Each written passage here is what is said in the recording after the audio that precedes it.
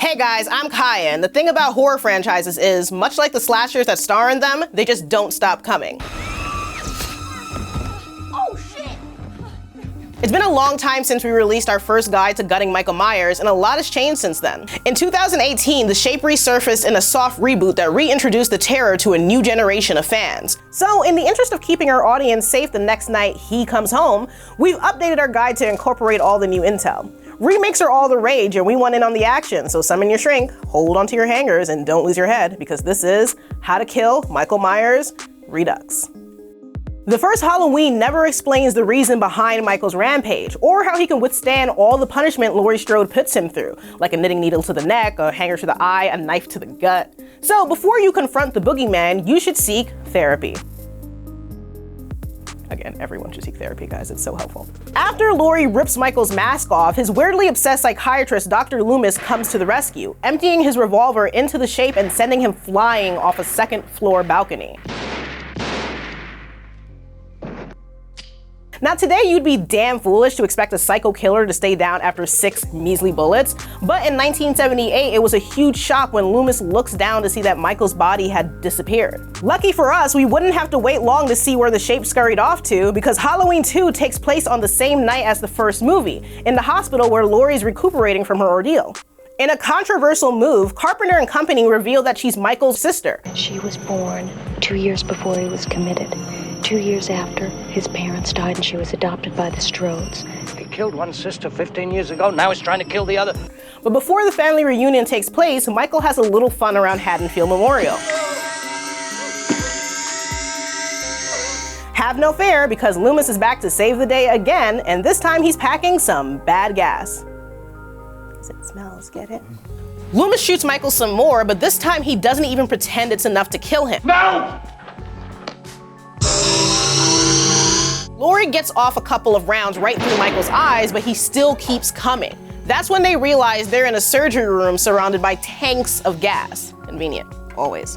Doc Loomis fills the room with flammable ether, and when he flicks his lighter, they're both incinerated in a massive explosion. Or not.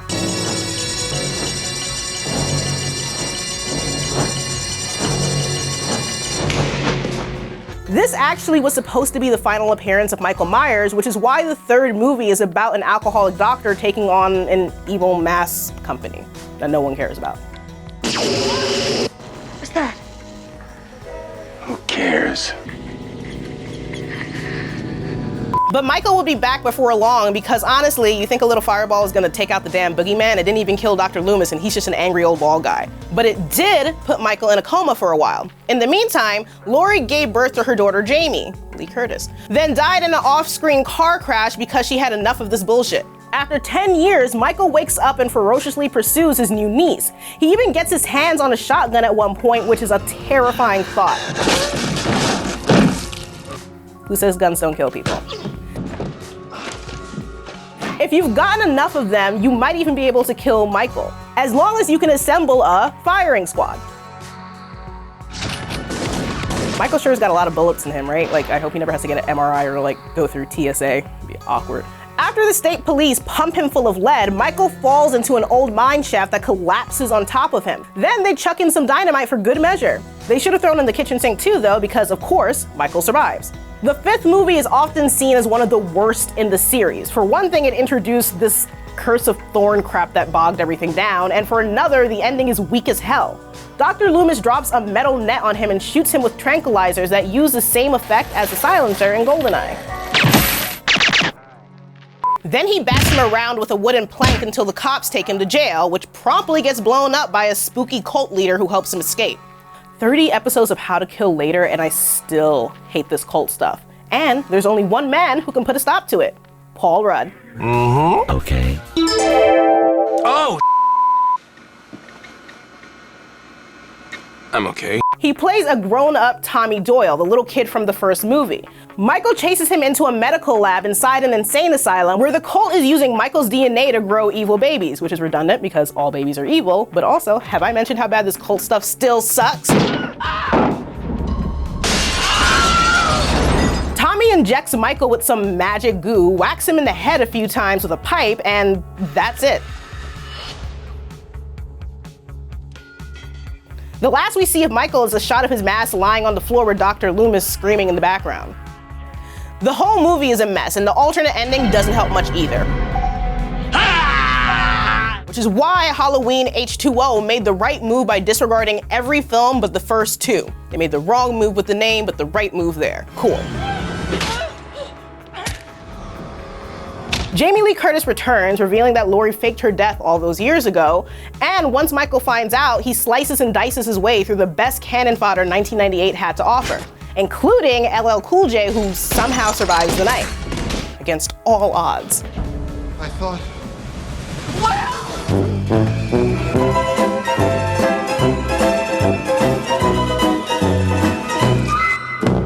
Sorry. I think Michael Myers' secret weakness is like rappers from the 90s. Here! I'm fine, a bullet just grazed me. More on that later, but for now, Laurie is able to stop Michael with a clean and simple decapitation. Laurie stabs the shit out of her bro, but she's no fool. She wants to make absolutely certain the Shape is finished for good. So she hijacks the coroner's van and rams it into him at full speed. Then, when he's pinned against a tree, she slices his head off with one swing of an axe. Laurie Strode is a bad bitch, and I kind of wish the series ended there. But I'll give them credit. The way they get Michael out of this one is pretty clever. Turns out Michael swapped clothes with one of the paramedics before he lost his head. Laurie has a breakdown when she realizes she decapitated an innocent man, which gives Michael the opportunity to finish her once and for all. I'll see you in hell. With baby sister gone, the Shape tries his hand at reality TV, where the legendary killer suffers his greatest defeat at the hands of Busta Rhymes. Seriously, Busta actually bosses Michael freaking Myers around, and he holds his own in a fight too, jamming like electrical wires in Michael's crotch and roasting him alive. It's freaking amazing. Hey, Mikey! Happy fucking Halloween! Michael wakes up in the morgue, but that's the last we see of him in the original continuity. Maybe he's just deeply embarrassed by the fact that Busta Rhymes kicked his ass. At least it wasn't Cisco.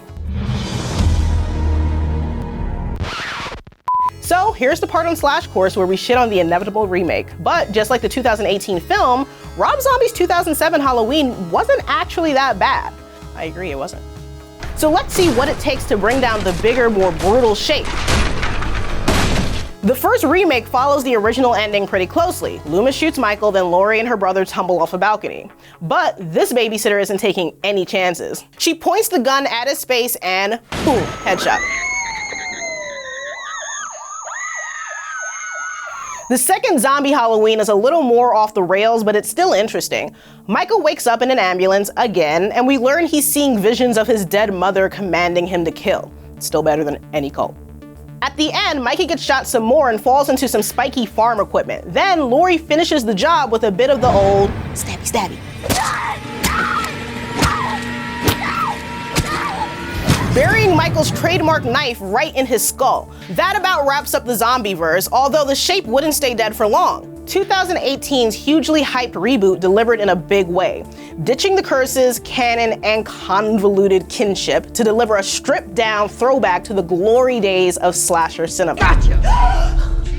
You're dead. We learned that Laurie Strode has spent the last 40 years preparing for the inevitable showdown with her stalker, the apex predator who needs to defeat the badass that bested him in order to reassert his dominance. She turned her house into a fortress of death, an impregnable stronghold designed to keep Michael out at all costs, until he just, kind of walks through the front door.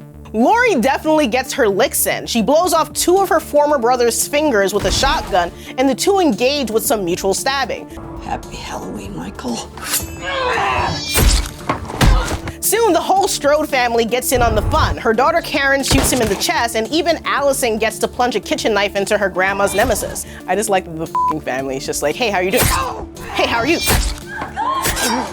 But when Laurie finally traps her hated foe, helpless behind bars, and utterly at her mercy, she opts to finish him off by immolation.